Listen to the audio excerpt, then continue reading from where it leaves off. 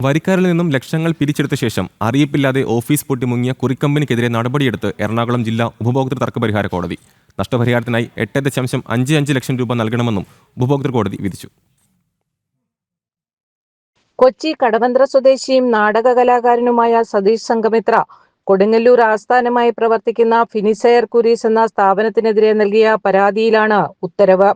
2011 പരാതിക്കാരൻ എതിർകക്ഷി സ്ഥാപനത്തിൽ 16.5 ലക്ഷം രൂപ സലയുള്ള ചിട്ടിയിൽ ചേർന്നത്. പ്രതിമാസം 7,500 രൂപ വീതം 110 തവണകളായി 8,25,000 രൂപ അടച്ചു. എന്നാൽ 111 തവണ അടയ്ക്കാനായി ബാങ്കിലെത്തിയപ്പോൾ കുറി കമ്പനിയുടെ അക്കൗണ്ട് ക്ലോസ് ചെയ്തതായും സ്ഥാപനം പൂട്ടി ഭാരവാഹികൾ മുങ്ങിയതായും പരാതിക്കാരൻ അറിഞ്ഞു.